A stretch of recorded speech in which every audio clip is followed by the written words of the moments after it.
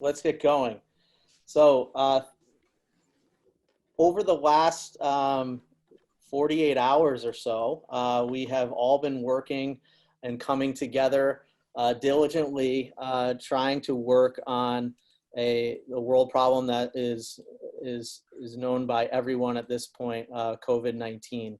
Our particular track focus was looking at improving the tests, expanding access, and sharing results. Before I move forward, I know I got to meet a lot of you before. My name is Tim Barrett. I am a innovator, disruptor, and educator by trade in Boston, Massachusetts, most recently at Blue Cross of Massachusetts in the healthcare space. I was a director of innovation. So great to have you all here if I haven't interacted with you or seen you in chat over the weekend. So as you know, we've had a ton of sponsors, a ton of engagement. There's been over 1,900 participants this weekend. It takes a lot of folks to bring this together. It's the third time being done virtually in our new world, which has obviously had its challenges, but also has had great fruits in terms of getting people from all around the world trying to work and solve and ideate over very important issues.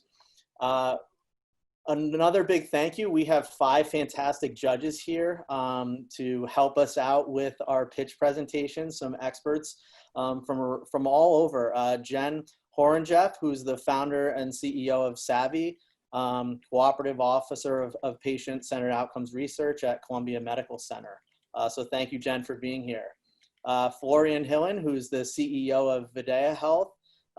He's also been a great help for us, and we're looking forward to what you can bring to these folks presenting today. Leslie Henshaw, who's partner of Deerfield Management. Dipul Patel, I think you prefer to go by Dip. So I've seen that in some of the chats. So he's the CTO of Soluna. And lastly, we have Rowan Cade, who's associate at Booz Allen Hamilton, who I'm pretty sure all of you are familiar if you've read research or come across their findings, et cetera. So thank you all for being here and joining us and taking time out of your weekend. So just to back up, we've had an insane past few days. I mean, we started out, there's been a lot of ambiguity. There's been a ton of messaging and information coming in to both the participants and for you to digest and to quickly iterate. It started off Friday night with really pitching a problem. We always say fall in love with the problem and not the solution. And hopefully that came through. We then, after those problems were pitched, had teams really organically find people and those problems that they were passionate about. And then they started to mix together, or what I like to call in the innovation world, they started jamming. And that's really when the magic started to happen. We went forward and we started hacking. There were iterations of feedback through mentors, through practice pitches. There were different time zones. There were a ton of different skill sets from all over the world to help these iterations and this feedback process occur. And that's how we landed here right now at 1 p.m. Eastern time, presenting our final pitches. So a few things to remember on the judging criteria. So there were 4 main key components to judging. They were impact, innovation, implementation, and presentation.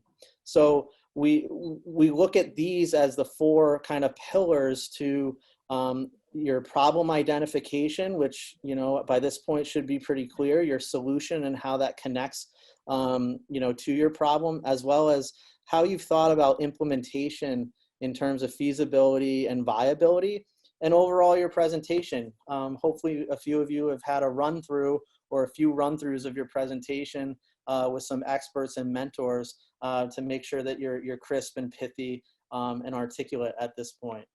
So a lot of logistics, obviously, but here's how this kind of flow will work. We are recording the presentations, so just to be aware of that.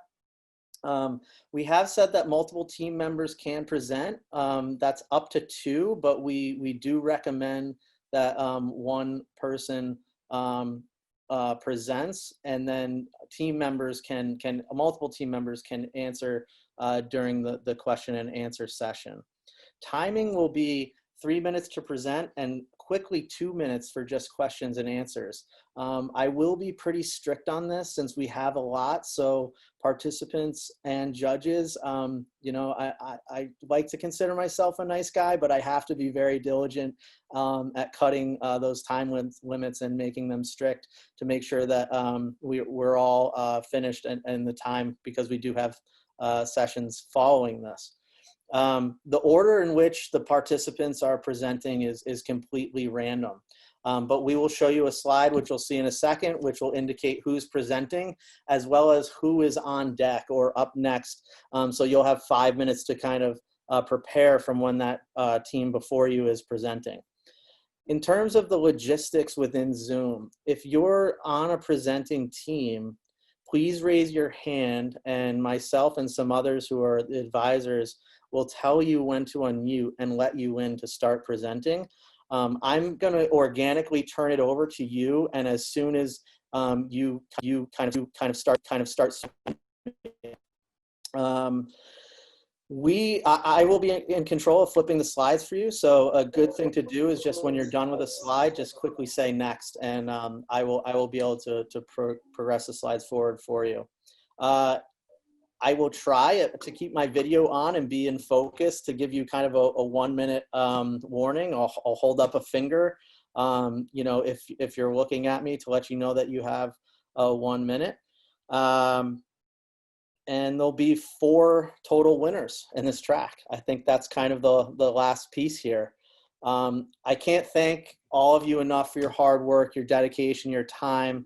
I know it's not easy to pivot like we've asked you to pivot, to dig in, to give up a weekend. You know, out here in the Northeast, it's when the weather's starting to get nice if you're out here or wherever you are.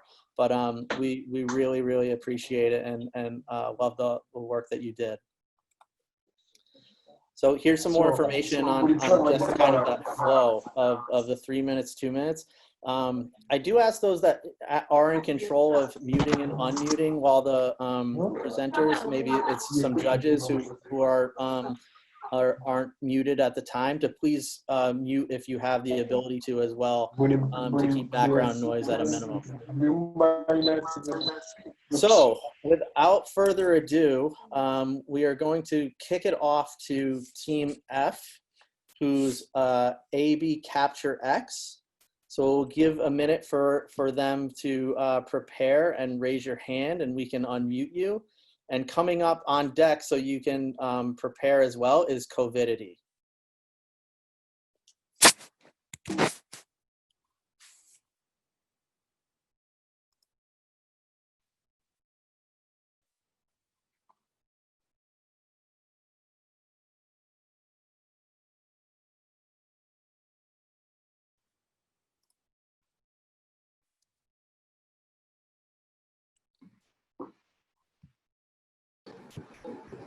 So AB Capture X, do we have you here? Yes, I'm here. All right, great. Thanks so much. So like I said, as soon as you want to kick it off, we'll let the timing begin. So it's just to reiterate, it's 3 minutes presentation and 2 minutes of Q&A. Okay, thank you so much. We can start. All right, great. 1 second. Thank you. Okay, whenever you're ready.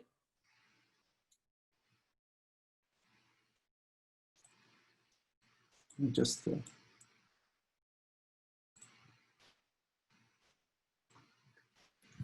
yes, I'm ready. Thank you. Go ahead. I don't see the. You can't see the slides? I don't see my slide presentation. Yes, hold on 1 second.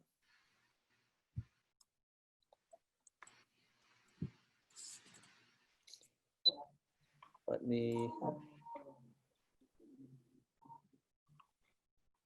All right, 1 second, bear with me, thank you. Are the slides visible? Yeah, well, I see only the orange. Maybe if you move on. Next. Okay, great. Thank you. Next. As today, only 5% of the entire US population has been tested for COVID-19, including tests for current infections, nasal swabs, and tests for past infections, serology tests. Eradicating the COVID by reaching a threshold of herd immunity is our goal. So knowing who was exposed to COVID-19 will allow us to divide potential available vaccine in an optimal way and giving priority to patients that have such as cancer patient, diabetic patient, and elderly and young people. Serological surveys are the best way to accomplish this goal. These are ELISA-based tests that to check presence of antibody of COVID-19 in our blood, and those are evidence of past infections. Antibodies are protein that help us to fight the infection. However, ongoing problems with the current serology tests is that those have low testing capacity. Next. Oh, no, that's okay. Okay, low testing capacity are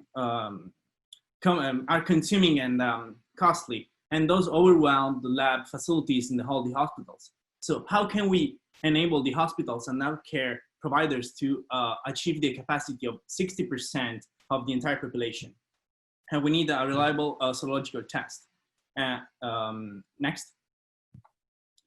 We can do that with AB Capture X system.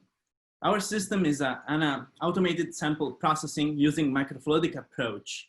And in less than a few minutes, using a few drops of blood, we can run this test compared to the traditional ELISA that has 3 hours of timing. Our solution are implemented using or both spinning disc, and that separates the blood from the plasma, and through a combination of filtering and then final nanoparticles that are coated with the antibody that is recognizing the COVID protein, we innovate the immunoassay. We also could use a cassette where the blood is sampled and injected in the microfluidic channel. Next. With this system, you will be able to have the answer in less than 1 hour. Our system is flexible technology approach, and it could be used in finally read it in a luminescent reader, as you can see in the figure here, for example. Next. Potentially, we could apply high throughput systems. Why us? We are scientists, biomedical engineers, and solution developers from Italy, US, Brazil, and Hong Kong. Personally, I'm based in Boston, and I work at Dana-Farber Cancer Institute, where we could potentially start running the pilot experiments on that. I believe that this idea is phenomenal. We're expert in this field, and we're confident that we could develop this kind of systems and save millions of lives in this unprecedented world crisis. All right, thank you, Marco. Appreciate it. Okay, judges, any questions, comments? We have 2 minutes. Yeah. Hey, this is Rowan. Go ahead, Dip. Oh, yeah. Thanks, Rowan. Appreciate it, man. Hey, Marco, I have a quick question. Thank you for the presentation, and appreciate you framing the problem. Just, can you help me understand how your technology can I guess, like, what does it feel like in terms of economics, right? How much does a test cost, and how do you get it to the people? I'm sorry if I missed that part in the presentation. Yes, of course. So basically, this test it could be cheap. It's around less than $50, $100, but it could be potentially scaled up. And our disk in the picture I showed you was including 3 tests, but we could scale up to 10 or 100. And potentially we could first address the hospitals and healthcare partners. But of course, if we also develop the reading machine, we could give this machine to employers, employees in any kind of companies, then they could easily run this test. Potentially, we could just get a blood, single drop of blood from the finger and potentially run this test as well. But we need to explore this situation. Sorry to tag on, guys, the judges. How much is a machine, if I missed that part? Thanks. And that's it for me. I'll shut up now. How much? You mean the cost? Yeah, the cost for a machine. Yeah, I'm sorry. Could be 1,000. No, but less than 2,000, I guess. Very cool. Thank you very much. Yeah, it's Leslie. Hey, this is Rowan. Hi. So what makes your guys' serological tests better than the 50 or so that are already out there? Like what pain point is it solving that the others aren't? Well, my feedback is I work at Dana-Farber at also I have colleagues at the Brigham, is an hospital here in Boston. And they run a simple ELISA. This is a very, it's a process that takes a lot of time, let's say, more than 3-4 hours.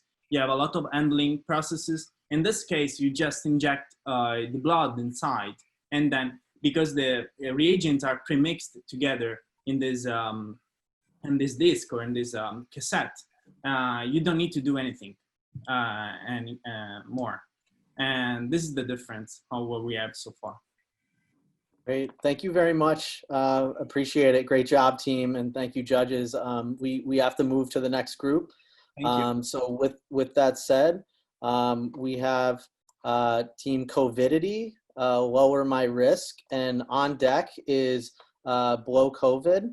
So please prepare blow COVID, and we will let Covidity into the room to present next. And just if you could present yourself in Audible when you're in, I can progress the slides when you're able to begin. All right, can you hear me? Yes. All right. So good afternoon. We'd like to present Covidity. Next slide. Since there's no cure vaccine for COVID right now, we just have social distancing to stop the spread of the disease. But as the economy suffers, businesses will open up and there will inevitably be more surges of the disease. So how do we best mitigate this until there's a durable cure? Next slide. So as a physician working both in clinics and the hospital, I have firsthand experience with this disease, and in discussions with my colleagues, there's a unanimous opinion that technology is sorely lacking in solutions for this disease. Next slide. Our solution is Covidity. So it's a real-time risk stratification tool using inputs from MIT SafePath's EMR test results and check-ins at local businesses. So to walk you through an example, so say someone named Jennifer gets a positive test result. It'll push to Covidity. The stores that she may have gone to in the last couple of days will also get push notifications and send those to people who are also in the same time and space as her, with instructions for how to isolate and seek care because they may have been exposed. Their secondary contacts could also be messaged as well with permission, all anonymously. And then the aggregate of all of this data will be used to create risk maps geographically for individuals. Next slide. So this is a prototype of what the UI might look like, and I'll get more into it. Next slide. So here's an example of risk profile. So it has some predictive capabilities as well based on what decisions you might make in terms of where you go, where you shop. It'll give you modified statistics on what your risk of exposure may be. Next slide. So we use Google Maps API also to create visual representations of this risk map. Next slide. And on the back end here, Covidity is built on Blockstack for the utmost privacy, AWS and Mongo. We use SafePaths and Google's open source tracing and have created our own statistical coding, which you can see on the right there, to provide a real-time risk analysis that will integrate with medical tests as well. And then the Covidity UI is kind of the culmination of all of that. Next slide. So compared to other things that are out there, we're the only solution that really strives to automate, anonymize, and provide a very fluid measure of individual and business risk with exposure suggestions on how to mitigate that. Next slide. So basically, we think if we can quantify the risk while ensuring privacy, we can help contain the spread of COVID. Next slide. And this solution, I think, will appeal to both individuals and businesses. And we can eventually have it on the App Store as well as enterprise solutions. Next slide.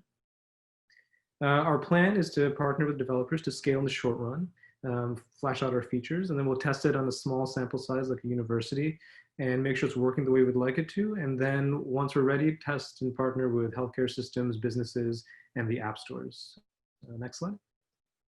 So here's the team, myself, Jay Luther, and then these wonderful and brilliant scientists and engineers working with us. Next slide. So thank you very much for your time, and we look forward to working with you to fight COVID-19. Thank you, Jay, and thanks, Covidity team. Judges? Awesome. Thank you so much here, Florian. A quick question, because we ran over this very quickly. I think these distance apps are definitely in trend and will come, but just your differentiation to the Google apps and all the other measurements which are out there, could you re-emphasize this, because it wasn't clear for me? Yes, Brian, do you want to answer that one? Absolutely. So I'm actually part of the Corona Tracker team, and we created a self-reporting, monitoring, and testing tool a couple months back. One of the reasons that we created that was because a lot of the apps that are out there right now, a lot of them sort of create maps of data and sort of the cases that are expanding, but they don't provide actionable insight, especially with Apple's app. A lot of it is just testing, but it's not creating actionable insights to give people sort of a toolkit to be safer or exercise best practices. So where our app comes into play is that it's twofold. One, it's creating a risk profile that's quantifiable, but then also giving you recommendations to mitigate risk, and also knowing that businesses will be opening. We want to make sure that people are prepared sort of for that new era under COVID. So that's where our app sort of up levels contract tracing to be quantifiable, but with a new data model that focuses on risk on a spectrum, not just do you have it or not. Okay, got it. Thanks. This is Jen. I have a quick question. Maybe I missed it. Is this on iOS only, or is this also available on Android at this point? So the goal for this would be having it on all of the app stores. Obviously with iOS, there's limitations where Apple would have to approve apps. Android store is much more easy and feasible to get an app. So I imagine our roadmap would be scaling it on Android, getting a progressive web application that's on sort of like running it through AWS, and then obviously try to pitch this to Apple Store, knowing that it's already on other app stores. But obviously progressive web app, that's what Corona Tracker was built on. So very easy to just deploy a website online and run an app through it, and then obviously try to get that into mainstream platforms. Great. Thank you so much, Covidity. Appreciate it. Thank you. Well, thank you, everyone. Great. Next up, we have Blow COVID. Following them. Great. Can you hear me? Yep. Following them, we have CubSpot. So just you're on deck. Okay, great. Next slide. Next. Imagine a country struggling to contain its initial COVID-19 outbreak, with testing equipment in short supply and doctors struggling to make life and death decisions. Now, imagine the lessons those doctors could learn from the testing procedures and outcomes of COVID-19 patients in Italy 2 months ago. Next slide. With the sensitivity and availability of testing methods like the PCR test and chest CT scans varying from region to region, we wondered, can we help doctors and researchers find the most effective procedures to test and manage patients with their limited equipment? Next slide. We present BlowCovid, a decentralized peer-to-peer blockchain-based network consisting of patient-owned electronic health records containing data related to their COVID-19 history. Next slide. Patients can upload their X-rays, CT scans, and swab tests, along with testing frequency, types of tests conducted, caregiving, and medical procedures performed post each test. This data is added as a cryptographically secure block with access controlled by patients. Next slide. Our users, which include doctors, healthcare providers, researchers, and companies, can search for records satisfying certain criteria, and then our AI matches them with records which they can request. Patients who comply with the data request are then rewarded in cryptocurrency by our users. Using our platform, pharmaceutical companies can, for example, learn the most effective testing procedures and follow-up drug treatments, whereas doctors in remote areas can learn the methods followed by their peers. Next slide. Here are some images from our interactive mockup, which is hosted at the given link. Next slide. We shall use Hyperledger Fabric and Ethereum to manage data permissions and provide cryptocurrency. The data immutable ledger ensures that encrypted and incorruptible records.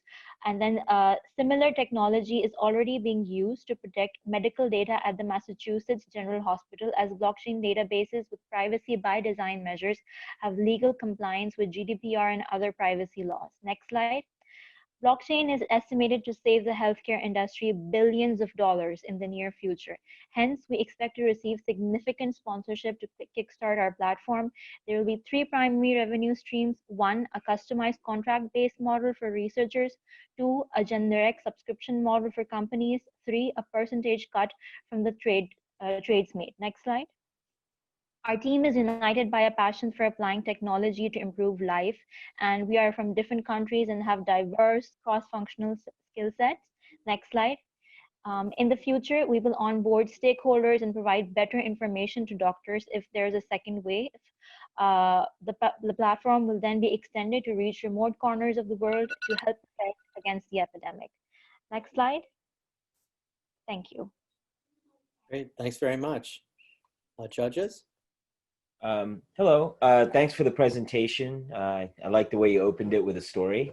I have a quick question. Other than just using the blockchain to create a layer of privacy, which, you know, I've heard of before, what makes your technology more useful and more accessible than before? I'm sorry if I missed that part.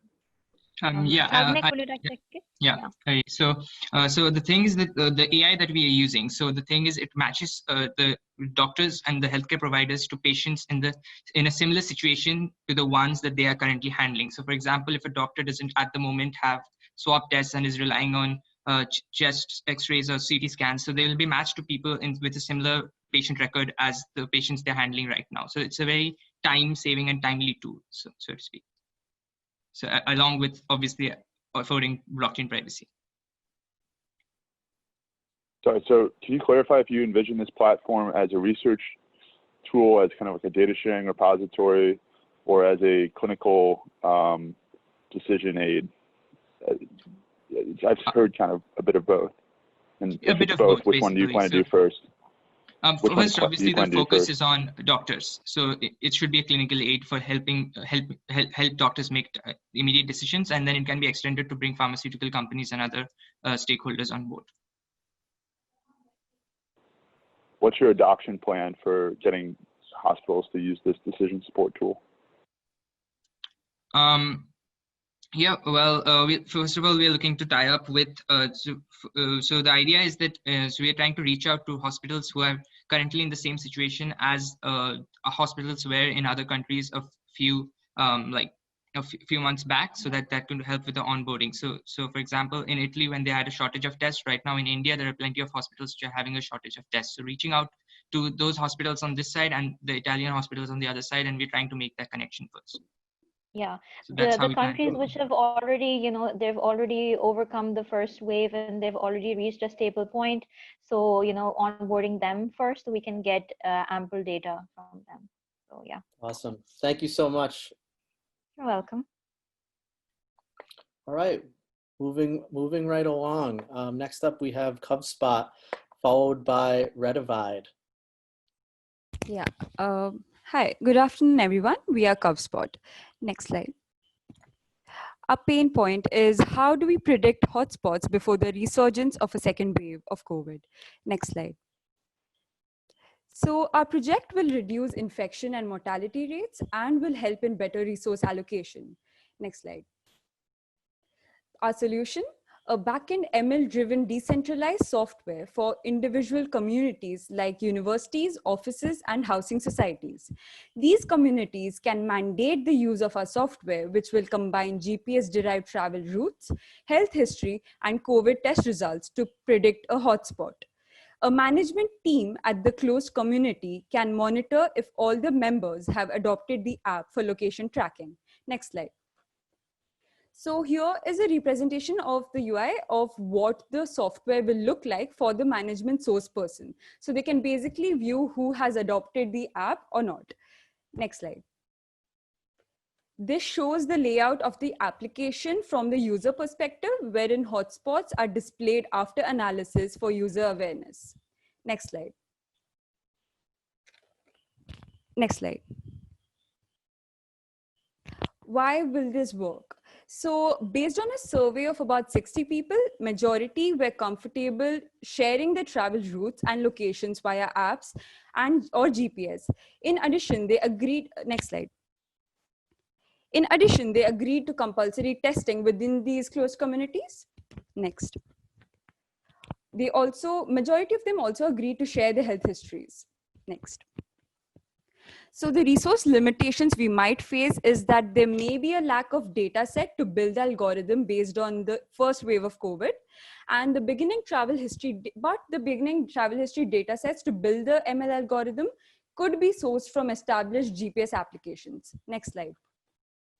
Coming to our implementation, the first step is to contact closed communities willing to implement our software. Next, the GPS data collection, Apologies. Yeah, GPS data collection through our app will be facilitated. Then the testing data, the COVID testing data, as well as other inputs such as the health history or interactions can be collected. We then encrypt these local data before it is sent for backend analysis and prediction of these hotspots based on a non-linear regression model. Then we proceed to tackle these predicted hotspots. Next. The applicability of a project would be shuffling and reallocation of the resources based on these predicted hotspots. In addition, we can reduce the time and accuracy of contact tracing, and we can use, as previously shown in the UI demonstration, we could warn users about possible exposure if they venture into these hotspots. Next. The unique selling point of a project, it is a grassroots level model that helps establish a network of data within small communities. And this could later be scaled to region-wise model based on the success of the current small scale model. So, yeah. Great, thank you very much. Judges? Who do you anticipate the customer being? So I think our initial pitch is going to be to closed communities, as we mentioned, offices, universities, and housing communities. So as far as we know, a lot of these closed communities are already mandating maybe test certificates and a few other documents to prove that the members are not COVID positive. So in addition, we could ask them to also mandate the use of our software, which could further not just help the community themselves, but also help on a larger scale. I like the idea of going for the communities. Just a quick question. Why do you say you can reduce then the contact tracing time, etc.? So since we would be, so for example, a person A travels from point A to point B, we have the entire travel route. So because of the travel route, we do know the possible people and the possible locations they might have stopped at certain timestamps. So using those timestamps of a certain location, we can compare it with timestamps of other people at the similar location. So we could, the time, usually contact tracing takes about 2 to 4 days. So that could be grossly reduced because we have all of the data ready at our hand. Okay, quick follow-up question there. But if only the community, the university, every student installs it, right?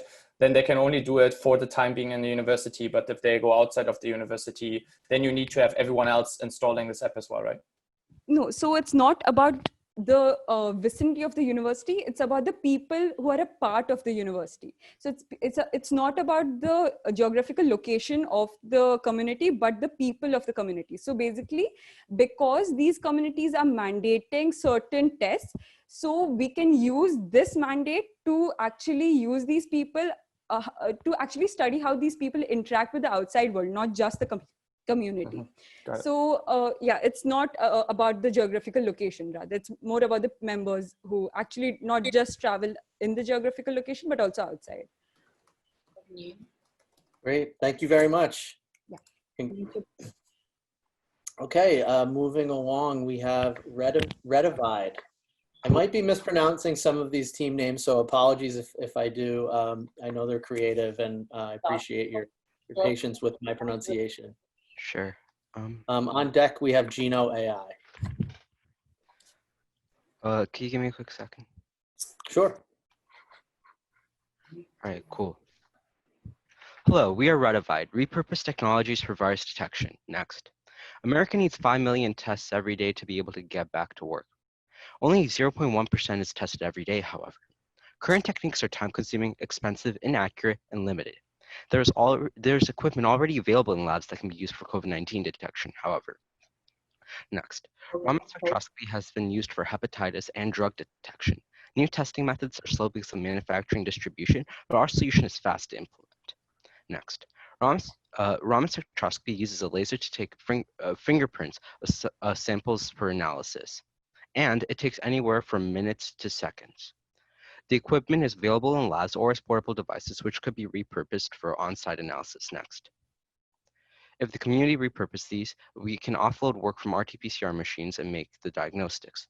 With portable devices on site, they could still use our model and return diagnosis to take pressures off big labs. Next, with our model, each spectroscope would be capable of doing 720 tests per day and 2.4 million samples could be processed each day across all of them. Next. Revitide uses machine learning to cut down the time of the diagnostic taken for diagnosing COVID-19 and Raman spectra because spectra is conventionally enhanced and hand analyzed. However, with Revitide's model, that time can be saved. 20 hours becomes 2 minutes. Next.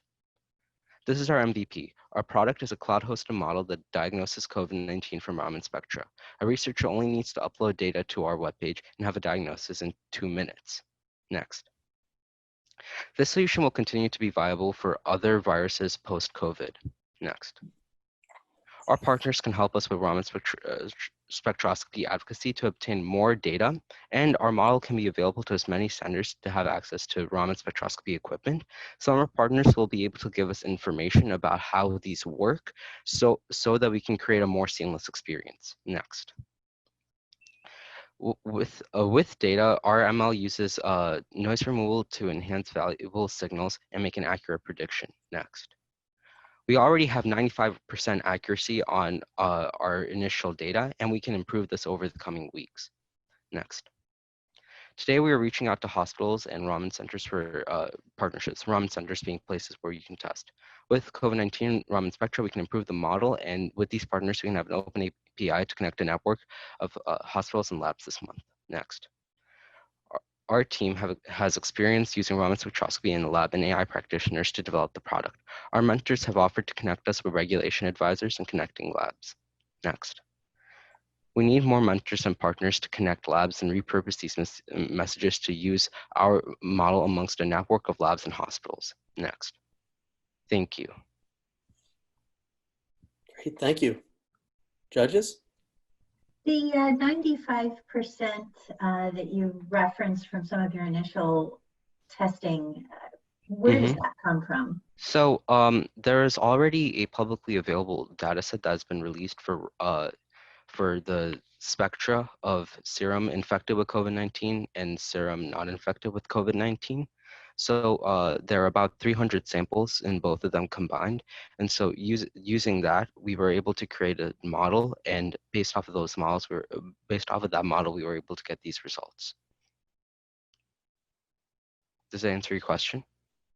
Yes, no, that's helpful. Given that the serology tests have had problems with specificity and sensitivity relative to what we're seeing on the PCR tests, where do you think this lands? Well, I'd say that it can become more accurate than both of these, and it really is now up to taking the data and making it better. So 95% is already a good start, but it isn't enough, and we need to have more variety in our data. So as we collect more data and as we have a larger network of data analysts, we'll probably be able to get a much better model. They'll be able to save more lives. Thank you. Any other questions? Can you go over the workflow again of how the test happens and then you get the result? Sure. So I'm going to be taking this after the sample is collected and everything that needs to be done to the sample is done. So they're going to have to place that, collect the spectra for that, and that really depends on what type of machine they're using. So after that collection is done, they'll be able to, pardon?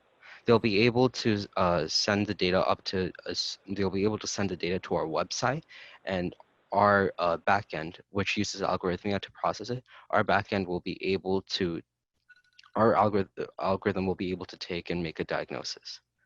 Does that answer your question? Yep, and then I guess, is that whole process any faster than, I mean, so what's the Are you referring inherent to the advantage actual there physical over? process? Pardon?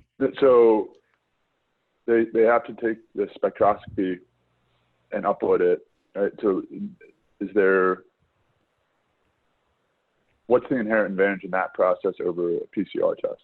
Sure. So the inherent advantage is, first of all, it's going to not be using PCR tests. So they're already high in demand and they're already maxed out in capacity. So instead of using more of those, we use something different that can do a pretty similar job.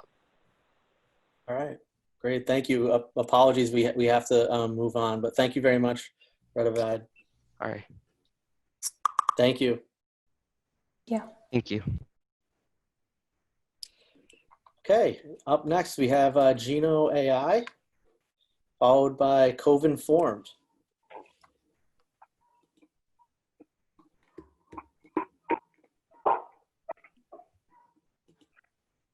Geno, can you hear? Okay. I can. Can you hear me? Yes. Awesome. Should I just go ahead? Yep, whenever you're ready.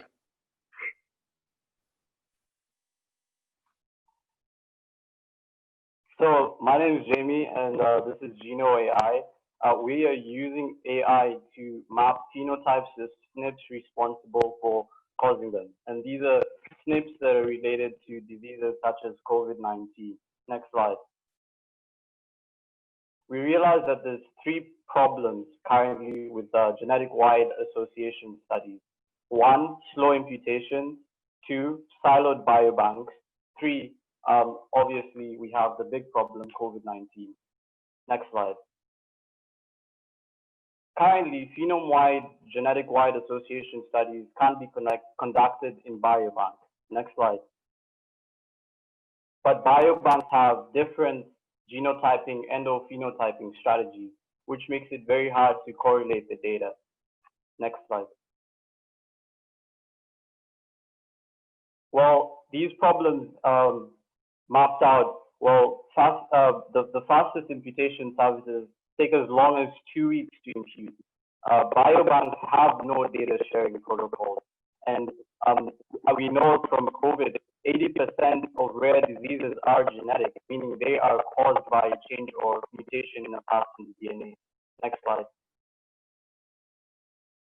Solutions, Geno AI.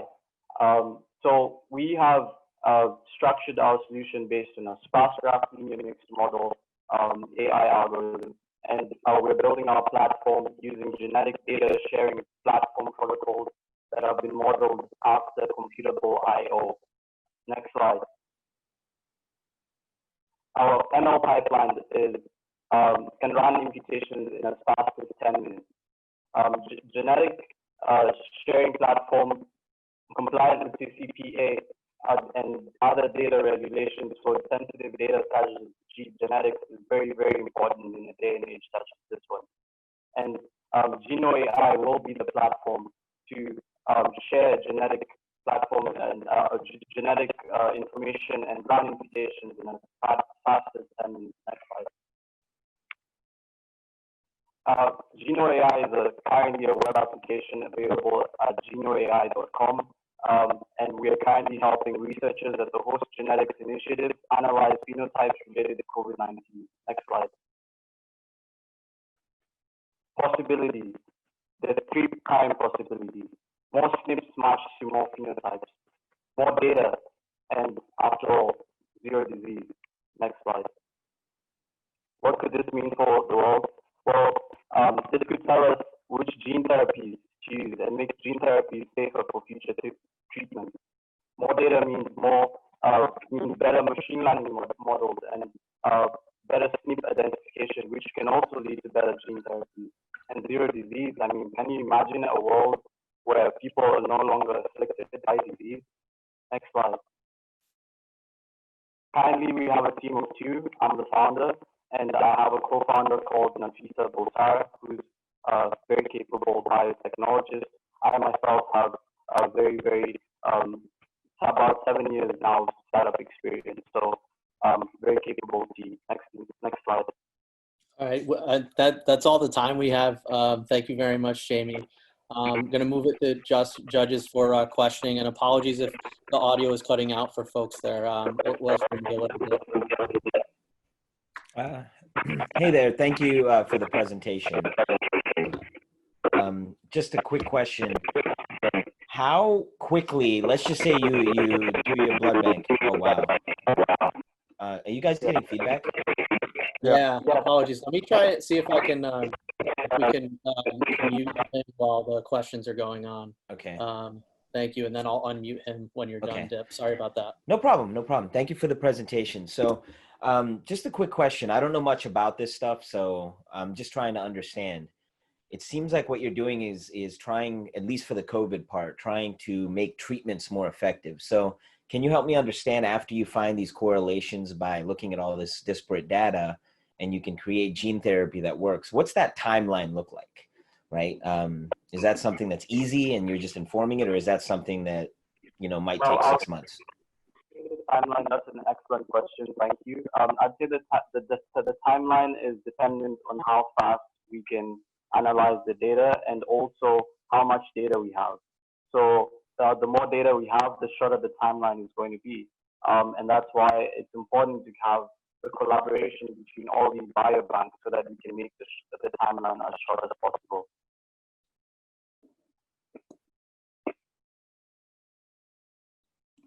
Great. Any other questions? Okay. Well, thank you very much, Geno AI. Thank you.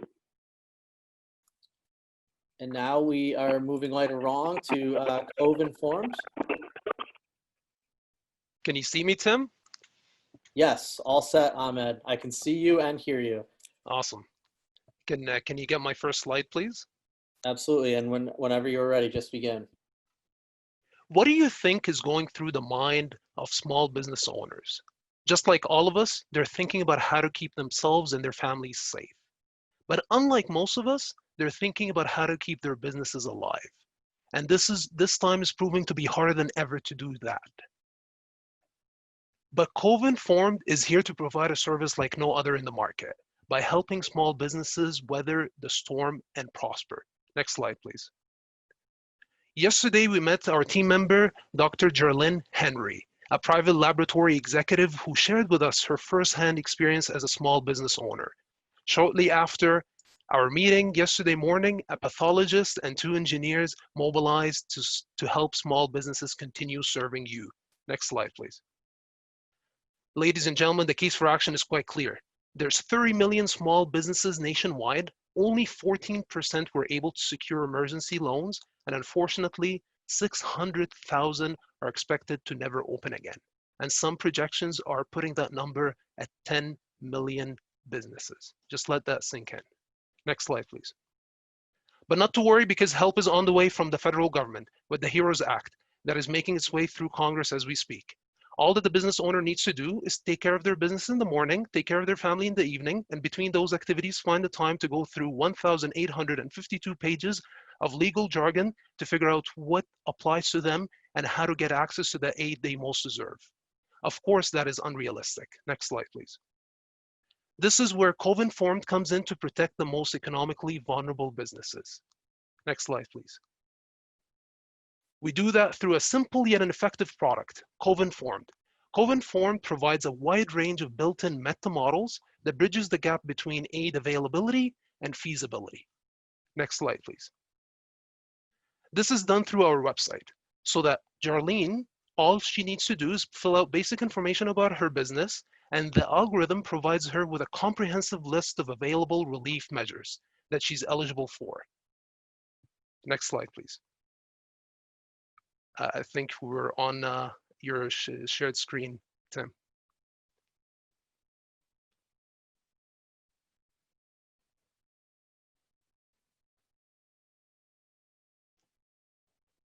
Yes, thank you. We know cash is tight right now. Previous slide, Tim, if you don't mind. We know cash is tight right now, so we will only get paid when the business owner gets paid. A revenue stream is through initial licensing fee to view the dashboards, and then the customer can upgrade to a more tailored solution that is where we expect to add the most value, by providing one-on-one consultation.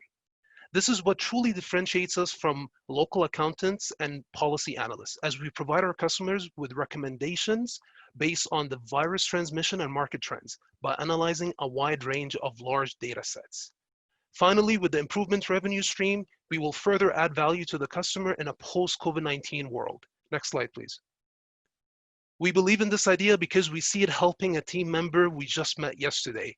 We hope that you share the same sentiment and provide us the mentorship and the $50,000 we require for a pilot funding as we get in touch with Virginia Bio, which is one of the organizations that Jarlene's lab belongs to and overlooks a number of labs in the region. Next slide, please. Thank you, and we welcome your questions. Thank you. Judges? Hi, Ahmed. Thank you for the presentation and your fantastic mustache of power. I love it. I appreciate that. I have a question for you. I like what you're doing. It seems like you're simplifying a very complicated process. Just curious how that kind of ties to the prompt, you know, or whether you I can take that. You know. Oh yeah, please. Hi, Mohammed. Nice to see you. So Jarlene, actually, her intent was she wanted to help with the testing. She wanted to get in on the fight against COVID. And to do that, you're looking at some initial investment to get yourself in a place where you can do it, processes where you get yourself approved. And then finally, if they don't approve you, you've put in all that funding and effort to get nothing. So when the state says we have the capacity, we have labs able to do it, but for them to join that fight as private institutions, they need the funding. And so we're helping these businesses, and that's why we're starting with labs, helping them help themselves so they can help the community. Thank you so much for the presentation. Quick question regarding who's your customer then? The business you are helping to get funding, or? So we have initial customers through licensing, really going a stepwise. So the licensing, just to view the dashboards without any recommendations, is going to the Chamber of Commerce for the local facilities. We want to start with the businesses to show the genuinity of what we're doing and how we want to help them get there. We see this as spending to banks in the future. If, say, many are filing for bankruptcy, and they also want these companies to succeed, because that would be a hit to their bottom line as well. But our primary objective is to help these businesses. And if they can't afford our help, that's when we go to the third parties that would have the interest in mind as well. Right. A quick question. What was your team number? I missed that. I'm sorry. 14. 14. Thank you. Thanks. All right, great. Thank you very much. I have one more. Do I have a second? Do I have a second? Yeah, what sure, are you going to get for the 50K? Just out of curiosity. So our team, as you can see from our expertise, environmental project manager, process development engineer, pathologist, we don't exactly have data science experience, and we don't have the expertise sort of to build this and make it fully functional. We want 50K with a minimal viable product. We thought, well, we're not really going to go for a full-time salary for a data scientist or someone of that sort to do work for the year. So we're really looking for funding to get us connected, get us going, and to land that first customer, which will help us build credibility and help us to expand this for future industries as well as different people who are struggling. And I will probably be the first customer. Yeah. All right. Thank you all. Right. Thanks for your job. time. Customer implies you pay, by the way. So let's get that closed. Nice job, guys. Still get paid what she pays. Yeah. Paid in effort. Yeah. Thank you. All right. Thank you very much. Moving to the next team, we have Flowlytics, followed by Kovat hackers.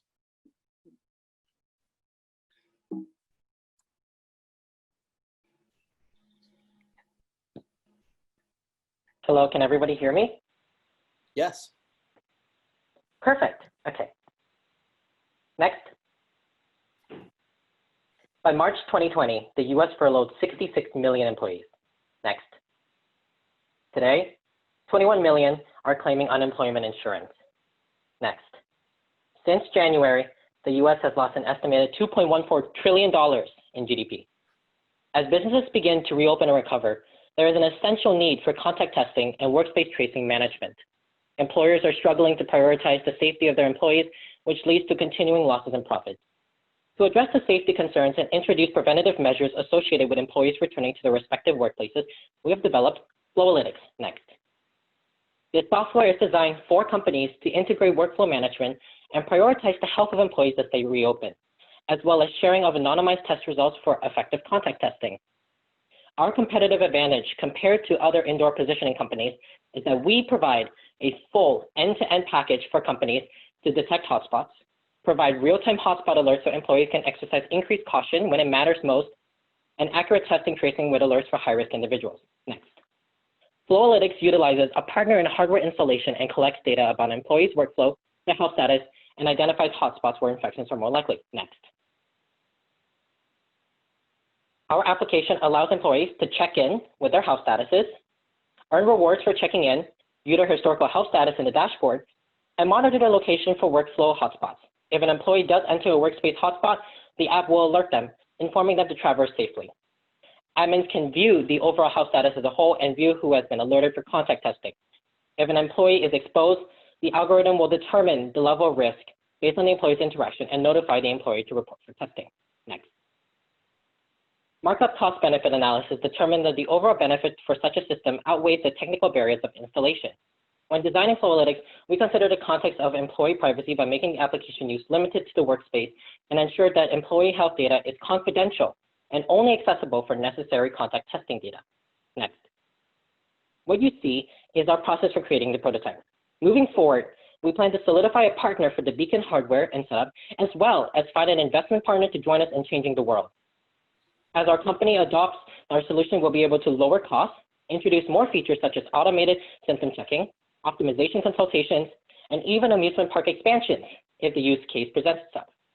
We expect a high viability since manufacturing industries have the profits to implement this, and our product provides them with flexibility through consultation for any workspace. Next. We believe that we are the perfect group to implement this solution. Our skills range from biometrics engineering to biomedical sciences to motion capture system experience in Hollywood. Our team has friends and family furloughed due to the current pandemic, and we are aware of people struggling to provide for themselves and their loved ones. Flowalytics is the answer to restoring the global workforce safely and effectively. Thank you. Next. Great. Thank you very much. Judges. I like your attempt to try to capture the cost-benefit analysis and sort of the break-even threshold from an employer perspective. But how did you arrive at your annual price point? Yeah, so basically we calculated the amount it would take for consultation. We calculated the amount that it would take to purchase the beacons and the hardware. We would be providing the original software for the company, as that is our product. And from calculating how much it would take to install the product, as well as provide the beacon and hardware tagging sensors for the company for it to work effectively, along with maintenance costs for that year, we came across that price point that you saw. Thanks. Hey, this is Rowan. So how do you guys, it sounds like you guys are focused on indoor office environments or manufacturing spaces. How do you identify the indoor hotspots or the hyper-localized hotspots? And is that a feasible thing, or is the whole kind of building a hotspot at that point? Yes. So basically, because our product is meant to effectively help businesses reopen and recuperate from the current slowdown of businesses and employees, what we do is that we take real-time data of movement, which are being transmitted every 100 milliseconds from our beaker sensors to our algorithm. From that, we can generate, through our app vision that we showed you, generate a hotspot map in which populations are highest. And that is how we would then show employees and employers areas where high contact points are highly likely and therefore could be considered viral hotspots within the company. So it's a heat map of pedestrian traffic. It's not a heat map of potential virus. I mean, I guess those two are somewhat correlated, but it's not. Okay. Do you guys, is there a way to incorporate if, say, someone later tested positive for COVID to track kind of where that person went? Yeah, absolutely. So the biggest point of our selling point is that we want to ensure confidentiality for all employees involved. and especially with their workspace movement. However, if an employee reports sick to their employer or admin, the admin has the responsibility then to report to our app that an employee has tested positive. From there, our algorithm will analyze the movement of the employee for the past couple of days and be able to then effectively communicate the risk factor to other employees that infected employee has been interacting with for the past couple of days to be tested for potential infection of the virus. Great. Thank you very much, Jonathan, and the rest of the Flowlytics team, and for the questions, judges. All right, next we have QC.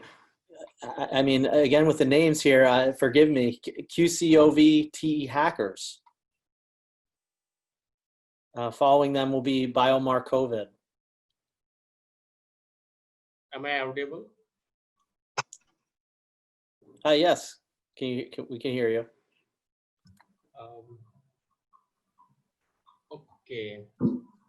Good afternoon, everybody. So our team name is QCOVT Hacker, that is Quick COVID-19 Test Hackers. We are having 3 members. Next.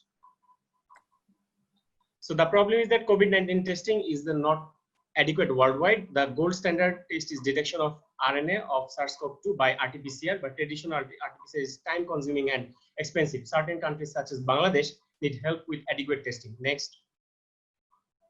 Our challenge was look for any test that is as good as RT-PCR and having same sensitivity and specificity. We look for various methods and labs who are engaged in developing new testing system. Finally, we found Stop COVID technology. Next. The solution. Stop COVID technology is a collaboration between the Broad Institute of MIT and Harvard University. Earlier, they invented a technology named Sherlock, which was used special technique to detect genetic material with a processed paper strip. Next. So here the diagram, how the test is being done. Next. So this is the much more specific when we are going to implement in the field. Next. So this is the same team developed that Stop COVID based on CRISPR-based diagnostic tool, which is as sensitive and as specific RT-PCR. The time is required 1 hour to get the report. The cost per test is below $10 and can be done in any point of care. Next. So the result, it is already approved by FDA for UA. This is being tested in different medical facilities in US. The results are impressive because typically antibody tests are inaccurate, but Stop COVID fixes the problem, creating 97% sensitivity and 100% specificity in the recent trials. Due to these very impressive numbers, Stop COVID can be implemented in real world. Next. The challenges is that it's in UA phase. We need to scale up the method and go for industrial production. We want to act as bridge with the Broad Institute and government of Bangladesh. Finally, we can increase the number of testing of COVID-19. Next. So why this test will work? This is having low or minimal cost of equipment, very fast result and very reliable result because it will require only one machine. Next. So why we start with this project? It's very much implementable in Bangladesh. Here government will give the permission and have good number of testing labs. DGSS and DG Drug are the authority and BMRC is ready to give the trial approval. Next. So we want to collaborate with Broad Institute for scaling up it in Dhaka, Bangladesh first, then we can spread this to the whole world. Governments are very much open to new tests and are allowed to new tests to develop, allowing Stop COVID to spread throughout the world.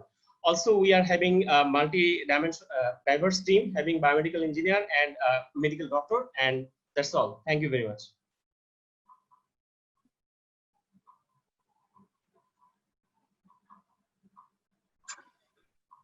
Hey, thank you. There's actually been a fair amount in the press regarding this technology and Sherlock. And to be honest, I'm uncertain about where IP is resident and sort of the ability of individual entities such as what you're proposing to stand this up.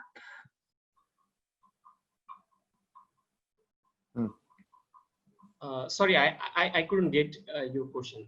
Actually, this is an IP by the Broad Institute. So we want to get the technology from them with, of course, the IP protected.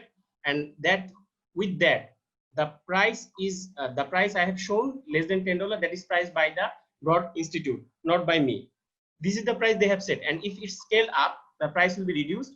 And also, we don't need any new equipment because the already lab facilities here in Bangladesh, those labs having the minimum requirement or machines available here. So I guess So to be clear, the Broad is making this widely applicable under a royalty for free. How are you accessing their IP? So that is how we are working. That is on how we are looking to work. Actually, we shall work with Broad Institute to come with as a collaborator for the government of Bangladesh, actually for my home country. Okay, so IP issues aside, I realize that's not something to address in 5 minutes. What makes the Sherlock CRISPR test such an advantage for Bangladesh over the PCR tests? Okay. Why is it an advantage there? So, RT-PCR is the gold standard, and we are doing such. But you know, with the rise of infection, we have the limitations to continue the RT-PCR because this is the same technology or technique, but the time is reduced. Like within 1 hour, we are getting the result. Now, ideal or standard RT-PCR, we need at least 10 to 12 hours minimum. And from the lab sample collection to the delivery point, it requires at around 24 hours. But for this test, this will reduce the time to 1 to 2 hour maximum. That's why but there's other PCR tests that can do 1 to 2 hour results. So other PCR, those are not as sensitive or specific like this one. This is close to the RT-PCR, real time. All right, thank you. Appreciate it, team. We have to move to our next presenters. Much appreciated. Up next, we have Biomark COVID, followed by Prime Care.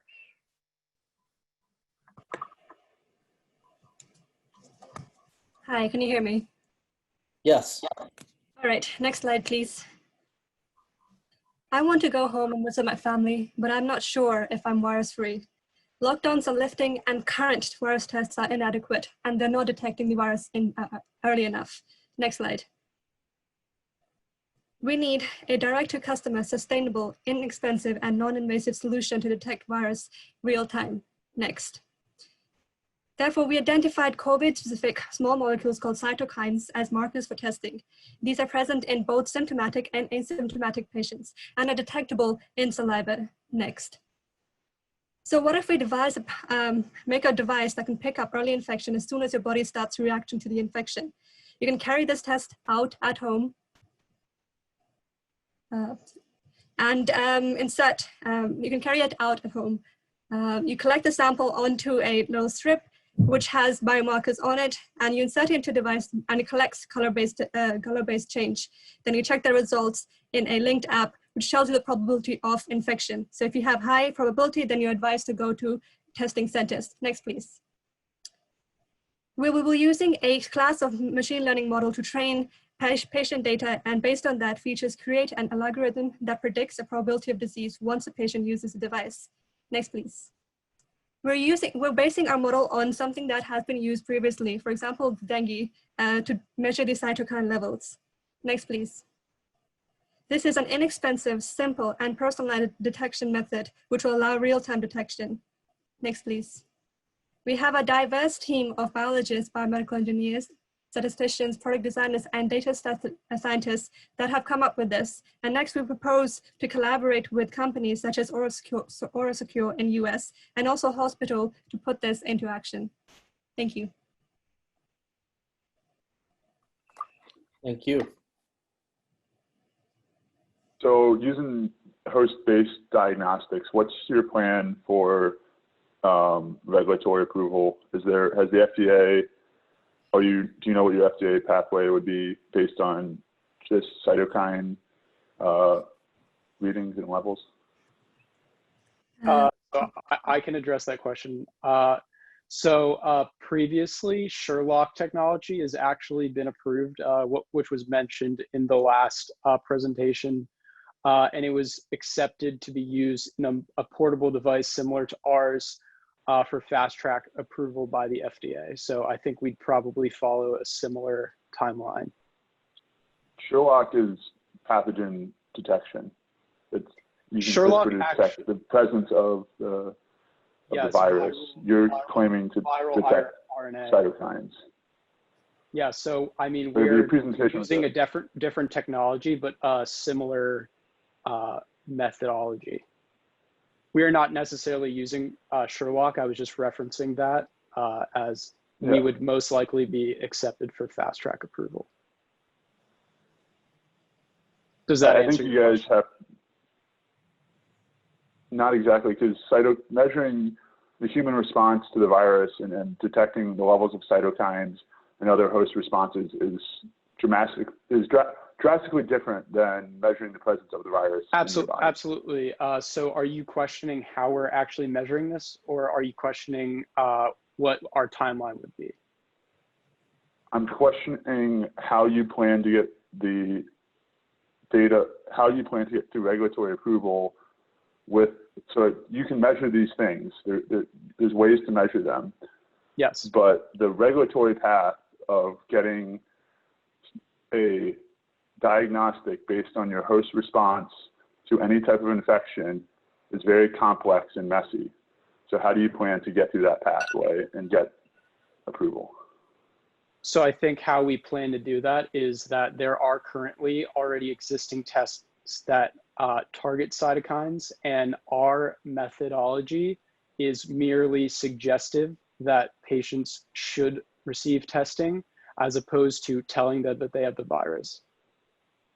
So I think in terms of suggestive testing, I don't think we have too much resistance against approval.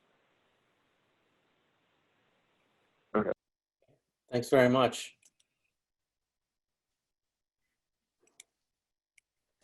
Okay, next we have Prime Care followed by HealthPoint.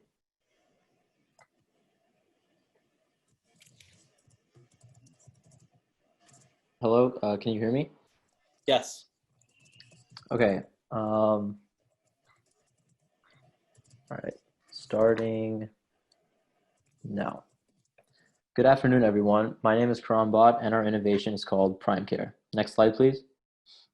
During this pandemic, the major problem we are addressing is that hospitals and medical centers across the country do not have standardized procedures for asking pre-screening questions, for example, about age or health history to patients before they are tested for the coronavirus, or for administering reliable types of COVID tests. These issues result in reduced test accessibility for people who need them and a lack of test reliability or trust. Next slide, please. So why is this problem about testing so important? Well, in counties which do not have access to a testing center nearby, such as Lipscomb County in Texas, people may have to travel more than 150 miles just to get tested. As a result, only 1.65% of the total population of people in Lipscomb and neighboring counties have been tested. With such a small number of people being tested, healthcare chains, epidemiologists, and others looking for solutions lack data needed to provide care for these smaller rural communities.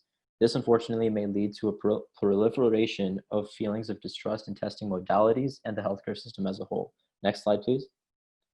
Our solution, you ask? A website with two functions. The first is that it establishes a standardized platform for healthcare centers to share data regarding the reliability, accuracy, and development of various testing modalities. With the eventual development and standardization of one or maybe two testing methods across the country, trust in the healthcare system would increase, with people more willing to collaborate. Next slide, please. But that's not all. The second function of the website would also allow members of the general public to input details of their health condition if they are symptomatic, using machine learning algorithms to partner with organizations such as Lipscomb University Medical Center. The website would predict the probability of a patient having COVID-19 and specify whether they need to get tested urgently or not in their area of residence. This educates the patient on whether they need to be tested or not and protect those around them. Next slide, please. This is a mock-up of what the application, and the website would look like. Next slide, please. We envision our solution to help create a geographical range of people who may have the virus in a particular region. Thus, we can potentially calculate a capacity for how many tests and other medical resources are needed in that region.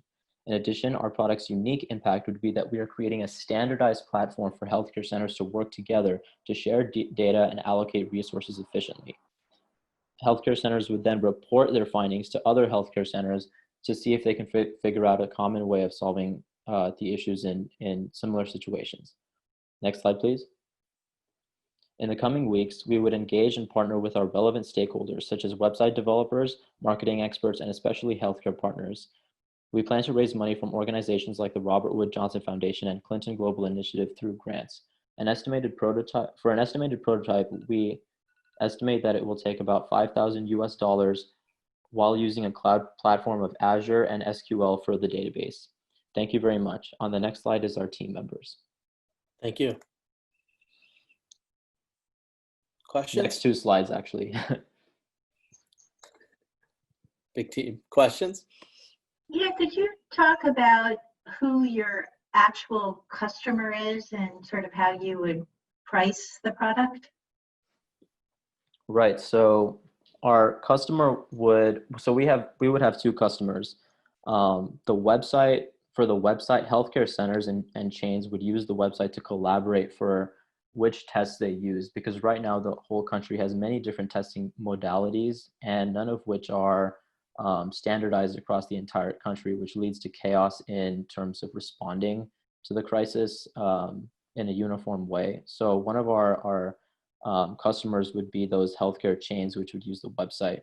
For everyday people in counties such as Lipscomb and other rural counties, they would go on the website and self-input their symptoms, which would be, and the price for that would just be like the testing, the price of the test, the specific COVID test.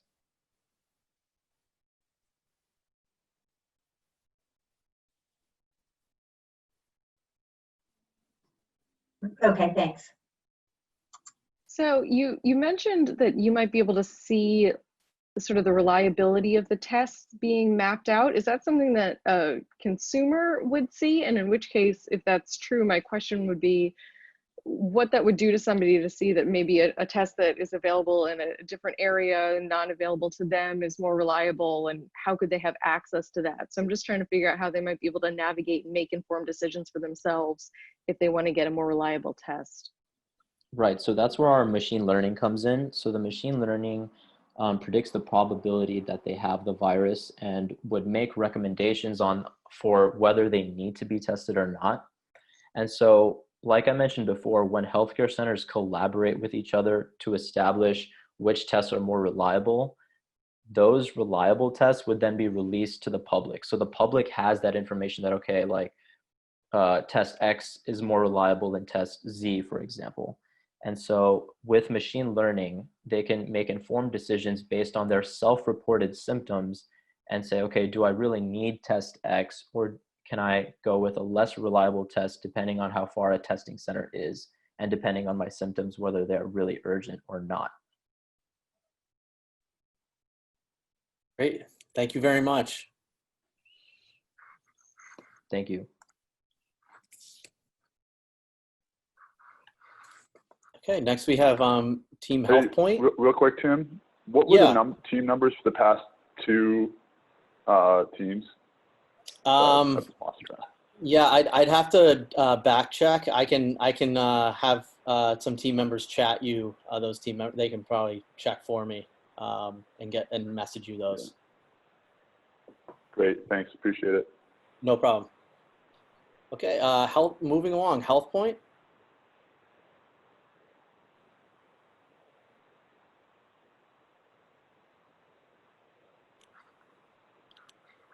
Health Point.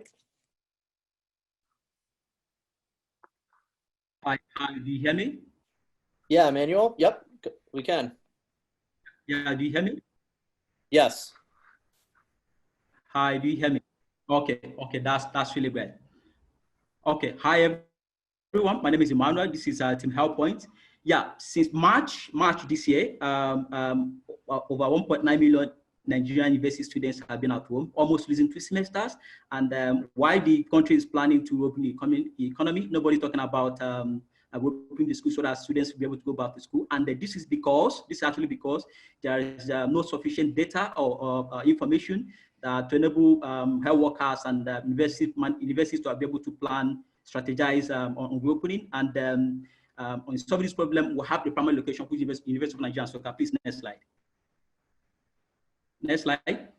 So what we actually developed is to create that platform that has sufficient data for information for university develop strategies towards reopening. And what we have built is a database that has the entire medical history of students, university students, University of Nigeria, so that university management and workers be able to know those that are the test results of the students, and those students have exposure potentials, and those are just a complete medical history to be able to enable them to make informed strategies towards reopening schools and while keeping everyone safe. Please, next slide. So how our solution actually works is that we have 3 points that make up our platform. First is that we have database system, which is the central, and then we have data collection points from hospitals and from laboratories, from pharmacy stores, from students. And how we incentivize these people to actually use our platform is that for us to develop software, hospital management software, we do the same for laboratories, and we do the same for pharmacy stores, we do the same for students. And what students use the software to do is that they used to track their personal health expenses and track records. And all this data fueling our database, and the analysis is being presented on a dashboard just for university leaders and workers to be able to make decisions on who has been tested, who has critical health conditions and need further protection, and who has been exposed, and who can be physically allowed into schools, and who cannot, and then the flow strategy on how to open schools. Please, next slide. So this is really innovative because at the moment, no system at all actually underscores a great strategy to unify schools and then open schools. Please, next slide. Next slide. Do you hear me? Okay, so this is actually has a lot of potential because you have potential to make enable 36,000 students to go back to school. And revenue model is that we hope to sell data and analytics to pharmaceutical industry to be able to, and insurance companies, and also get tokens for the software provided hospital. Please, next slide. Next slide, please.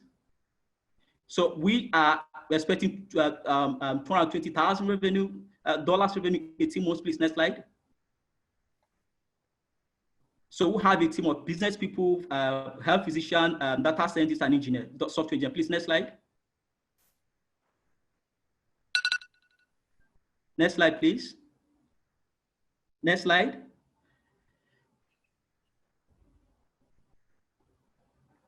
Do you hear me? Sorry, we're at time. Yes. Okay. So next step is to talk to health professionals and then hospitals, and then be able to. Okay. Okay, there's a lot of time slack. I could actually finish this slide. There's a lot of time slack between us. So what we're actually working on is to next step, we talk to health professionals and do further research, and then build the database application, and then begin to build the softwares for students, pharmacists, and laboratories, and then we'll begin from there to. So we expect that by August we have our first platform launch, and then we can be able to have sufficient data for schools to open by September, end of September. Thank you really much, and the next. Thank you, Emmanuel. Okay, questions from the judges? Thank you, Emmanuel, for this presentation. As you've been a founder before, it's great to have a central database, right? And then there's a lot of power, but you also need to get the data from many different stakeholders, right? As you elaborated yourself. Do you have a clear way of how you can connect and get the data and centralize them, etc.? Like, what's your plan to achieve that? Okay, do you hear me? Yes. Okay, so first we are going to have at the beginning. I'm not a technical person, so perhaps my team member will say something about. But at the beginning, we have, like I said, we have different softwares for different data points, and then we have different database for this, and we centralize it, we collect this data, and then push them into a central database, which I've already shown a diagram. So, but I don't know the technicalities. I don't have details. Perhaps Rishi can say something about that. Rishi, are you here? Okay. Okay. So, but we have these courses, and he has a technical person that can explain that. I don't know whether he's in the call. Okay, thank you. So is this based on students needing to self-report and to be able to interact with the app? And in which case, how are you incentivizing their adoption, what would that look like to actually get this at scale so that it could be used in a constructive way? Okay, we have a couple of data points, and one is hospitals, when students go to hospitals, because these are data points we collect around university communities, the hospitals in school, the hospitals around school communities, university communities.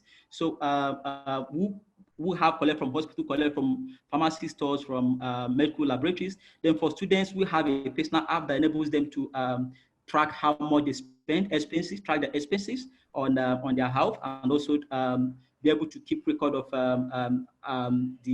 their keep medical history for themselves to enable them to effectively manage their health. And that's those are the two incentives we have for that. Then for hospitals, of course, having the health management app reduces costs and then optimizes operations. So same applies for pharmacy stores and also medical laboratories. So those are the incentives for those data points. I don't know if that answers your question. Thank you, Emmanuel and team. Much appreciated. Thank you, everyone. Okay. Thank you. Next, we have automated COVID-19 testing and monitoring system, followed by NTAT. Hello, you can hear me? Yes, we can. This is so my slide. Anytime, anywhere, and anyone, just on your Ecotmos mobile application and get tested with a disease of COVID-19. I am Akansha. I, with my diverse team members, have designed a solution on improving the testing capacity of symptomatic as well as asymptomatic people by increasing access to reliable testing and improving real-time data sharing of the testing results at mass level. Next slide. Currently, the world is suffering from increasing COVID-19 cases. There is a huge gap between countries' actual population and the tested population. There is no specific separate model for community as well as individual focused. Globally, the total confirmed case is about 6 million reported to World Health Organization. This figure is frightening. We are unable to share the real-time information, the data. The main issue is faced in testing asymptomatic people. Next slide.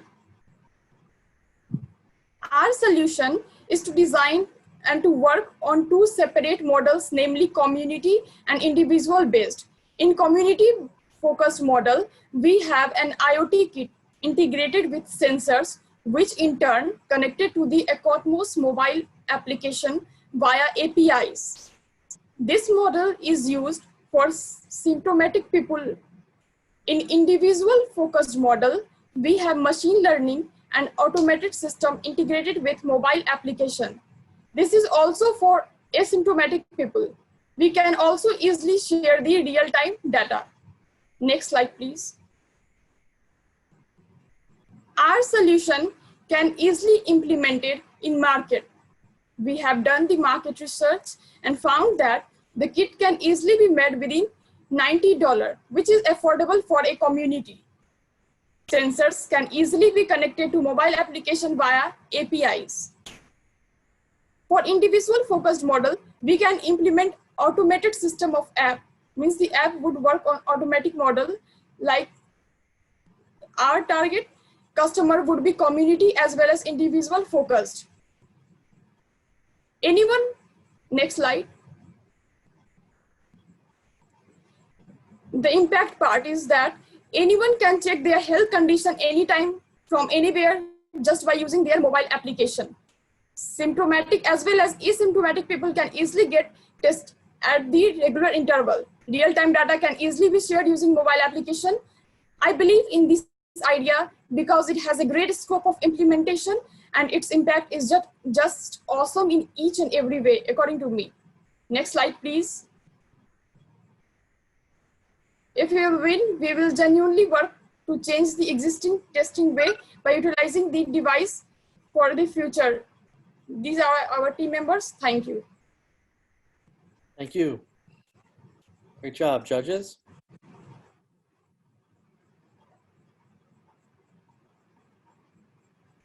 Thank you for the presentation. Do you mind, what does the kit exactly entail? I missed the part of the solution, I'm sorry. It would be an integrated kit of IoT system, means it would contain the sensors like temperature sensors, pulse sensors, which would be used for the checkup purpose. In community basis, it would be for community focused. I see. So instead of having like the COVID test we are always talking about, you would say like you measure symptoms through IoT devices of the COVID to give an assessment. We are working on the two models, that is community and individual. In community, we have the kit. That kit works with the integration with Cosmos application, where we can get the data. And in individual basis, we work with the help of machine learning system and the automated system, where you can give your body temperatures like these informations, and it would give the result.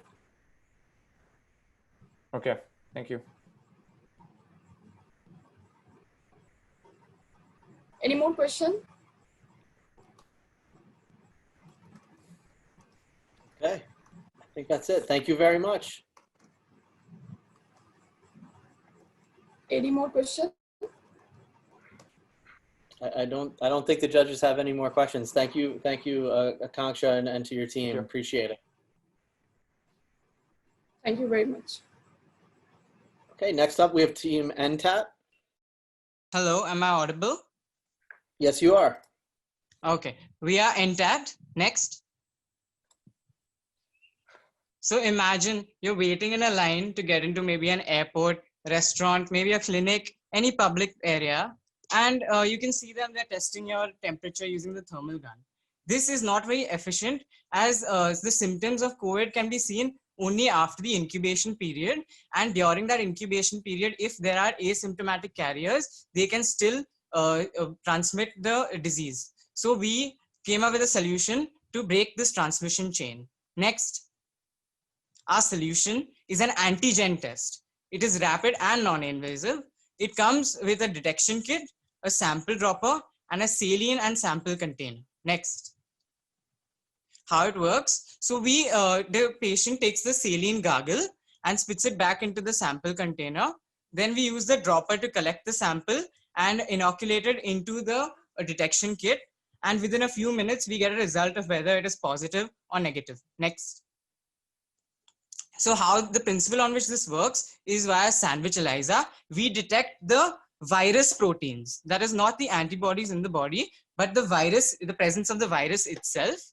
So the sample will be containing the virus and it will attach to the labeled antibodies, which will be labeled with a color. And then it will attach to this complex form will attach to the fixed antibodies in the first strip and will show a line of color showing the presence of virus. The secondary antibodies are there to show that the detection kit is not faulty and is working functionally. That is, it acts as a control. Next. So the advantages are that it detects the antigen as in the presence of the virus and not the antibody. And right now the antibody market is very crowded, while the antigen test, it detects the presence of the virus and does not depend on antibody formation, whereas the antibody kits require formation of about 2 to 3 weeks after infection, while we can detect it at any point of time of infection. Then there's no professional skill required because we are using a throat gargle method. So unlike the nasal swabs and throat swabs, this is a test that can be done by even an unskilled person. It has high sensitivity and specificity, thus there's less false negatives seen. It's easy to use, no skill required, and we get rapid results. Next. So further steps in this that we'll take is building up a proof of concept. That is, we'll be working with educational institutes and optimize the combinations to use to ensure that the test works the best. And the final stage will be collaborating with existing manufacturers in the supply chain. Next. This is our team. Thank you. Judges?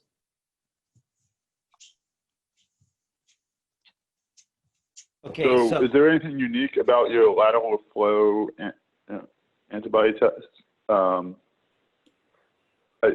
There's a lot of them out there on, both for antigens and for antibodies. How is this going to rise above the rest and find its way out of the crowd? Okay, thank you for your question. So basically the antibody tests are detecting the presence of the antibodies in the patient's body. So that means he has already been exposed to COVID-19 and he has been exposed to COVID-19, and after exposure, about 2 to 3 weeks later, the antibodies are made in the patient's body. So until that period, these antibodies won't be detectable. While in our case, we are detecting the antigen, that is the protein covering of the virus itself. So we are detecting the presence of the virus. Yeah, sorry. So there are several antigen tests out there. So how is this differentiating? So as of now, the only test that we've seen is by Quidel, which they are using the antigen, which is the nucleocapsid protein. Like the nucleocapsid protein is the antigen they are using. While in ours, so in their test, the nucleocapsid protein genome is similar to that of the sequencing is similar to that of SARS-CoV-1. So that reduces their specificity of the test. Well, we are using multiple other. Tim, can you go to the slide of Sandwich ELISA?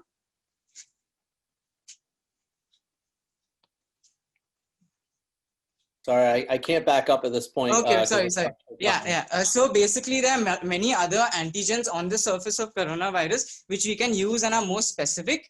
And also in our test, we are using 2 different antibodies in the same test. So one will be the antibody maybe for the spike protein, say example, with the dye on it or the color indicator on it. And the other attachment protein, which is fixed, will be a different, say the envelope protein of the coronavirus. Does that answer your question? Thanks, that's helpful. All right, Joshua, thank you and your team for the presentation. Next we have Conductor.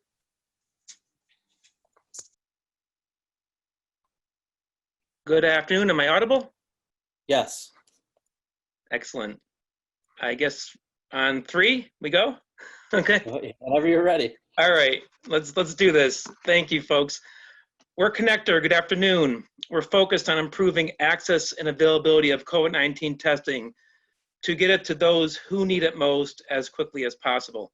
Identifying those who need it most is critically important at this juncture where we are right now. Our platform optimizes COVID-19 testing.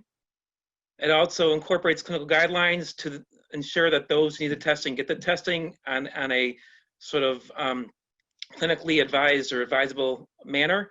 And then it also has a way to predict potential hotspots as we collect more data from point of care patient interactions. Next slide, please. So the problem, and there are many numbers beyond this problem, we need to get to somewhere around 1 million tests per day to really get comfortable in a society where this disease still exists without a vaccine or built-in immunity for an unknown novel virus like COVID-19, like coronavirus and the subsequent disease COVID-19. So there are limitations in testing capacity, inconsistent test criteria, fragmented testing infrastructure across states and different types of testing. We have antibody, we have the genetic testing, et cetera, and the numerous ways to prescribe testing. So we're trying to optimize that, identify at-risk patients to optimize ordering of testing to understand the disease prevalence and get these patients treated as quickly as possible. Next slide. We're really focused on leveraging adjacent technologies that already exist to provide impacts quickly in an urgent way and scale quickly. That's the critical goal here. We don't have time for uptake, for a lot of development, for heavy R&D. We need to get something to the marketplace really quick and to have these impacts on improving clinician productivity that's been strained, increasing efficiency of testing capacity by limiting the demand more than the supply. We can't change the supply and the infrastructure overnight, but we can adjust the demand, throttle that demand back in a smart way. In doing so, we're going to start identifying emerging hotspots because we'll start collecting this data, and we'll also have the ability to improve data sharing. Next slide, please. So the features here are based on standards of interoperability that are that are gaining momentum in society, such as HL7, fire. We want to embed a risk score as an algorithm to sort of make this as easy as possible for clinicians to understand what's going on with their patients. Promote adherence to clinical guidelines by embedding that in the solution, and then provide insights for contact tracing and then inform predictive modeling on hotspots. Next slide. To do this as far as implementation, it requires a lot of collaboration in communities based on community-based interoperability and data sharing through a cloud platform that's easily integrated using the FHIR standard and interoperability tools and clinical data integration, APIs, et cetera. So all that already exists. We're just leveraging that in a way that makes it possible for this information to flow, have that data liquidity, if you will. Next slide. Thanks. We're at time there, so we are going to have to cut short there. But thank you, Michael and Connector. Judges.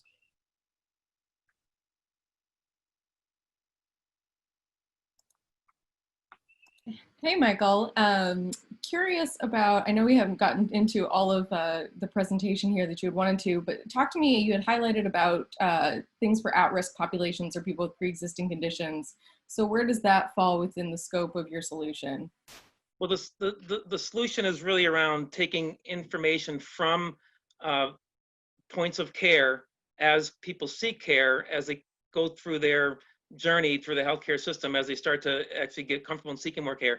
Then they can actually get to a point where clinicians can actually take this data and use it in a way that's smart for informing on where the test would be most likely available for patients and what types of tests they would be. So this is sort of long-term thinking about somebody continuing on with their care plan, that at different points that their clinical team would be able to advise them where to go get a test? Exactly, and what test to prescribe, and exactly sort of limiting the bottleneck that's involved in the PCR testing. Thank you.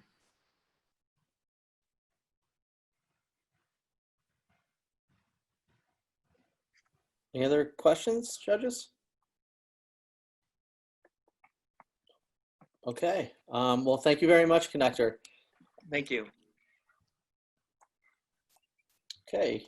Our next group is Holmes. I think this one's off Sherlock Holmes. Can you hear us? Yes. Am I audible? Yes. All right. So let's begin. Anywhere you want, anytime you want, test yourself for COVID now. Next slide. We've seen people not getting tested in low-income areas because of a scarcity of testing kits. There are people that tend to live in overpopulated areas and cannot afford to quarantine because they need to work and have low health literacy. Viral spread, unnoticeable symptoms, and limited access to already scarce test kits has made COVID-19 a deadly disease. Next slide. The magic is, while these areas are deprived in many regards, they do have a high smartphone penetration as indicated in the slide. Next. COVID Check is a contactless, mobile, pre-screening tool that can be used before an actual COVID test is administered, especially for the low-income groups who cannot afford to buy thermometers or oximeters to monitor themselves. Citizens do not need to visit hospital for mild COVID-like symptoms that might increase contact and therefore the infection rate. A point to note here is that COVID Check is a pre-screening tool and does not replace actual COVID PCR tests. Next. We use computer vision and remote PPG to detect vital signs such as heart rate, temperature, and SpO2. We've built a working prototype to detect heart rate. Using face detection, we compute the average of the RGB channels over time and then count the number of peaks in the pixel values to calculate the heart rate. Recent research has shown that it is possible to measure temperature and SpO2 using the RGB images captured by a camera. Next slide. Here, the user first selects the symptoms they're experiencing that are commonly associated with COVID-19. Then, the user records a 30-second sample of the face, which will be used to calculate the vital signs. To further help detect COVID, we ask the user to cough into the microphone. This is inspired by the Cambridge University's COVID-19 Sound app. Upon hitting submit, we combine the individual parameters to show a confidence score and provide recommendations whether the user should go get tested. Next slide. While there are a few competitors, they all do a small part of COVID checked. A major advantage over our competitors is privacy and cost. Since this is a web app, it increases our accessibility. With all the processing happening at the client side, your data never leaves your browser. To manage prices, we have devised the following policy. Next slide. The crux of it is, it will be provided to the general users for free while charging a subscription fee from enterprises. We'll tie up with government hospitals first to be able to test for a large number of COVID patients. Next slide. We have a diverse team and with very different expertises from India, Brazil, the United States, and Sri Lanka. If we win, COVID Check can eliminate a lot of unnecessary tests and provide more confidence for schools and businesses to open. We're all in the same storm, but not in the same boat. Thank you. Thank you. Judges. Thanks for the presentation. Good job. What is the hardware requirement for using the software? Does any smartphone work, or do you have to have one of the newer ones that can do the facial recognition and things like that? So we've tested this on a 4-year-old model of OnePlus 2, and it seems to work. So all the modern smartphones that are being made are powerful enough to just make it work. All you need is Google Chrome, which is installed by default in all Android phones, and Android phones have the largest market share. So I think it's accessible to a large part of the population around the globe.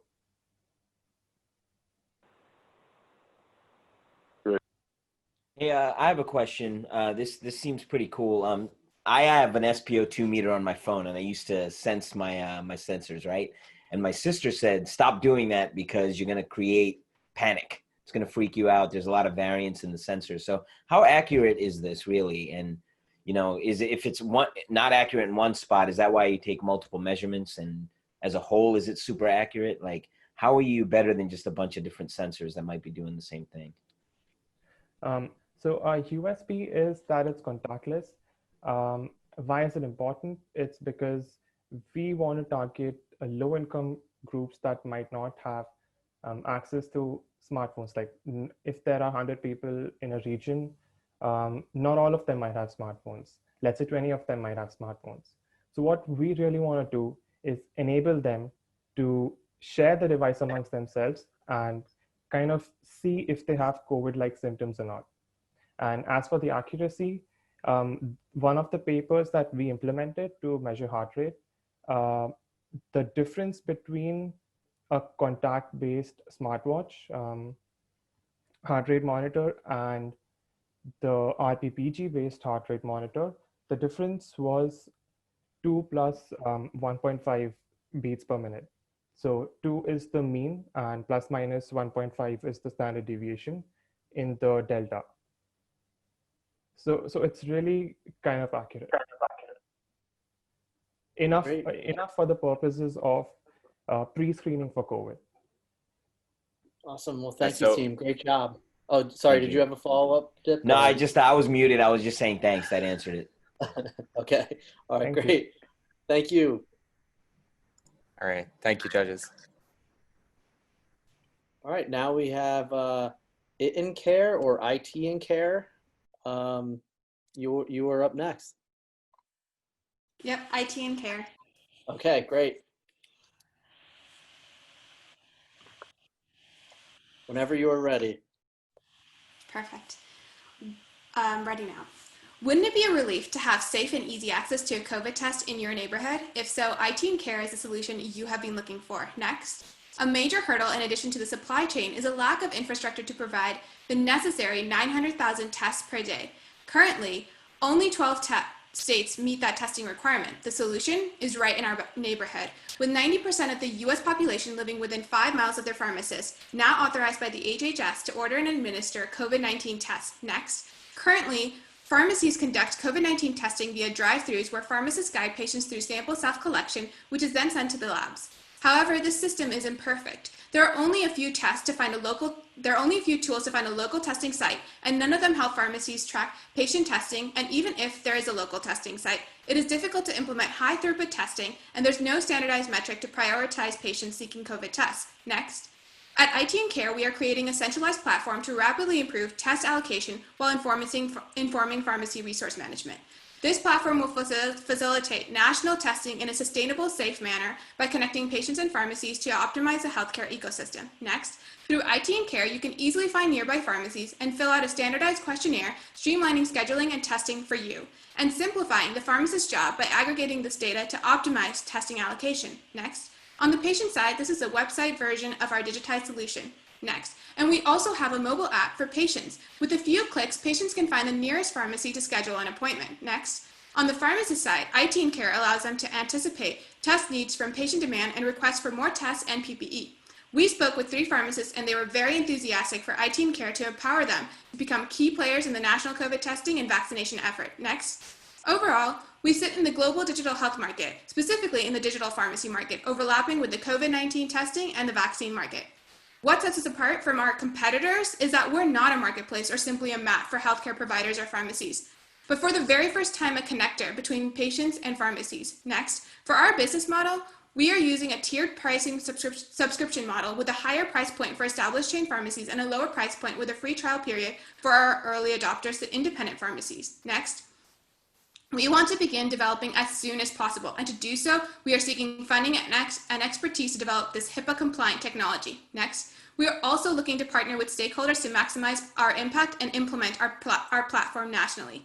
The impact of our solution is to bring you fast, easy, and convenient access to a local testing site by leveraging an underutilized healthcare provider. Next, the answer to safely reopening the US brought to you by a globally inspired and female-powered team. With so much to worry about right now, where and how to get tested should not be on your mind. Thank you. Next slide. Great job. Thank you. Judges?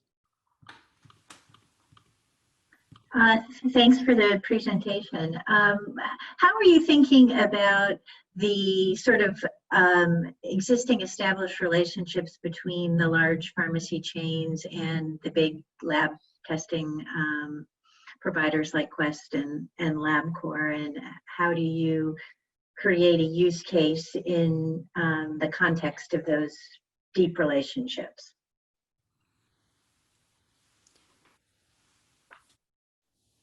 Are you asking in terms of how are they currently testing and acquiring those tests from those testing sites? Well, it would seem that both LabCorp and Quest provide a fair bit of that functionality, and just trying to understand how you think you can get your foot in the door when the large pharmacy chains have relationships with the large testing chains. I think the need will be driven by the demand for tests and the fact that we need a lot of tests to safely reopen. And right now, only 1,000 CVS sites out of like the 9,000 CVS large chain pharmacies are actually rolling out drive-through testing. So it is possible that I don't think that there would be necessarily an exclusive partnership between CVS and the testing, what you're calling like Quest Diagnostics and those sites that roll out the testing to those pharmacies. So I feel that definitely there's this space where chain independent pharmacies can step in and help, and especially provide testing to the more rural areas, the low income areas where there might not be a large chain pharmacy. So we want to be able to expand that rapidly to all different types of populations. And to do so would be to harness that power from those local and independent pharmacies. Further, we're hoping to employ the pharmacy network as a means of collecting the samples and then passing them on to the lab. So they're still doing the evaluation and still handling all the things that they typically do, but we're just trying to streamline that collection process. Thank you. Thank you. Great job, team. Thanks. Thank you. Okay, next group, Acroman 2.0, followed by Quarantinovators. Hi. Can everyone hear me? Yes, you're a little, your volume's a little low. I don't know if you can speak more into the mic a little, if possible. Okay. Is this better? That is better. Thank you. Okay, then I'll begin. What if a single cough could impact the neural network of an entire city? Next slide. Our unique solution uses machine learning to bring prioritized, efficient, and widespread contact tracing. My name is Ananya Tadigarappa, and I represent Team Ackerman 2.0. Our goal is to expand contact tracing in India to include every single smartphone user. Next slide. The 1.8 billion people in India need this application. Right now, hospitals are unsanitary and overcrowded, test results come too slowly, and a strained healthcare system and higher population density than New York City means that the disease will spread like wildfire. Preventing this is imperative. Next slide. With our solution, when the user downloads the app, they will be prompted by the chat box to input their medical history. Then, as they go outside, the app uses Bluetooth to see if they come in contact within 6 feet of someone who is infected. That information is used to create the web of contact tracing. Next slide. Third, uploaded audio of the user's cough and chest x-rays will be analyzed using AI. This is stored in a database only accessible by hospitals and the government. Next slide. While contact tracing is already popular, our solution is special because we are combining it with AI. This will prioritize those in need, find hotspots of risk, decrease hospital contact, and also help understand how the virus spreads. Next slide.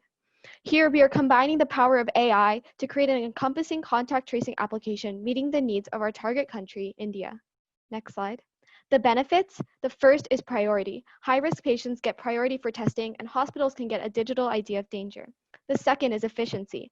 Audio samples can be taken from one's own home. Preliminary results from AI analysis will come in seconds. And the third is widespread. India accounts for 12.5% of the global smartphone market. As more download the app, the machine learning accuracy and contact tracing abilities will improve. Next slide. The solution is an improvement on the Arogya Setu, which the Indian government intended for contact tracing. Working with the government ensures that this technology will reach millions and fix the existing issues with the current app. We also add data analysis. Information will only be visible to hospitals and the government. Patients are kept strictly anonymous. Next slide. This technology is easily adaptable for use by any country and has the potential to be key in giving governments control over the spread of COVID-19. Next slide. As every member from our team originates from India, we are highly motivated to prevent the coronavirus from overwhelming the country. Though Indian, we come from a diverse set of backgrounds, from college students studying engineering and computer science to myself, a high schooler from the United States. We are confident that if selected, we can implement our idea to make contact tracing the most effective method of prevention for COVID-19. Remember, Ackerman 2.0 will use machine learning for prioritized, efficient, and widespread contact tracing. To help India is to impact almost 20% of the world. With Ackerman 2.0, we will transform a cough from a source of fear to a source of information. Thank you. Great job. Perfect timing too. Judges? Thanks. Great presentation. So quick question. I know India has a very high overall percentage of the world's smartphone users, but they also still have quite a high population. Do you know what their percent of population in India has smartphones, and what's the penetration you need for this app to be effective if, say, only half of the population has smartphones? Yeah, so around, I think it was around 60% of the population has smartphones. It's over 500 million. And so you have enough people, and we were kind of focusing this on cities, and especially in cities, you find higher concentration of people with smartphones. So here in, like, if you take the city of Mumbai, for example, which really is really high population density, and a lot of those people would have cell phones. If you have a lot of people in close quarters together, that would all have this app. And because it's being, and like we're hoping to market this app to the government, so then it would encourage many more people to download it, then you would have a much higher, much higher usage rate, which will contribute to like stronger contact tracing. Do you have a estimate of where that break even or that break point is, where below this percentage of users, because we can't trace, half the population, we can't, figure that like it's not effective? Or do you have any estimate of where that break point happens, where it becomes much more effective than just somewhat effective? Yeah, so we don't have an estimate for our own application, but if you look at the app that we're intending to improve upon, which was the Arogya Setu, which the Indian government used, they got they got a good number of the population to endorse it, and they had statistics saying that they were able to stop like hotspots like 17 days before, 3 to 17 days before they would have become like a major problem. But the issues with that app are what we're trying to fix, so we're trying to improve upon that with our solution. Great, thank you. So much. Thanks, team. Thank you. Great job. Thank you. Thank you, guys. All right, I believe this is our last group, Quarant Innovators, Project Test Net.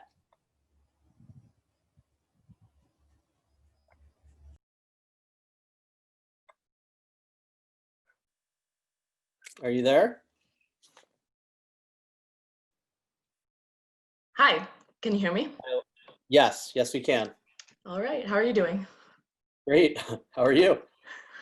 Doing well, it's great to be here. 1 second, okay. So can I start whenever? Absolutely. All right, going now. Among the shutdowns, the fear, the illness, and death brought about by COVID-19, would you believe that we actually have an untapped goldmine of resources in our hands? We are a team of scientists who were sent to the sidelines due to laboratory closures. This weekend, we set out to solve the question, how can we as scientists ensure that everybody who needs to get tested can get tested as the country reopens? Next, please. Currently, less than 5% of people in the United States have been tested at a rate of 363,000 per day. Public health estimates suggest 3 times the number of tests for a safe reopening. Increased testing is key to reducing infection and mitigating a potential second wave of COVID. What is preventing us from reaching this goal? One bottleneck to widespread testing is the lack of testing equipment and trained personnel. Interestingly, universities across the country are equipped with both. And although 85% of biomedical researchers we surveyed agreed to function as testing personnel, university labs have remained closed during this period. Next. Here's how much impact universities can make. The state of Michigan has been testing at the rate of approximately 5,000 tests per day. Considering available equipment and personnel, the University of Michigan alone can conduct approximately 5,000 tests per day, doubling testing rates in Michigan. Now imagine all universities in Michigan joining forces. And now imagine a nationwide network of universities and how many more tests can be conducted. Some universities and institutes are already doing this. What is lacking is a centralized platform that integrates all of these untapped resources. Next, please. We propose TestNet, a web platform to connect the diagnostic industry with universities that can conduct the testing. Next. Using this platform, universities can list their availability and capabilities as testing centers. Next. Based on this information, industries can pick geographically relevant testing centers to outsource testing. For example, patients buying at-home swabs can be directed to ship samples to these university centers. Next. This collaboration will enable greater patient screening. More screening will increase revenue for the industry. Profit margins will bolster university finances through researcher compensation. Next. The implementation of this idea will happen in 4 phases. First, regulatory approval. Next, identifying key university centers. Third, diagnostic training at these centers. And finally, expansion to a national scale. Next. Our team has diverse and extensive laboratory research experience, making us uniquely qualified to execute this solution. Let's build a test net together to help contain this pandemic and be prepared for the next. The rapid implementation of TestNet will enable increased testing coverage and faster turnaround time with the added benefit of more testing data to make research and innovative apps like these here possible. Instead of focusing on what we don't have, let's put what we already have to use. Let's make widespread testing a reality. Save money, time, and above all, save lives. Thank you. Thank you. Judges. Thank you for the presentation. A quick question, what's exactly the problem? I know that here, for instance, in Cambridge, the Broad Institute, MIT, and also the Harvard labs already help, you know, the local testing facilities, etc. Is it the coordination of the university resources?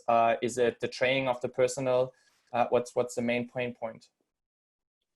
Right. So the issue is on various levels, but mainly it's the coordination and the communication between these testing, these industries who do conduct like the physical medical testing, and then the analysis capabilities of these laboratories. And I am going to open it up to some of my team members to answer some of these questions as well.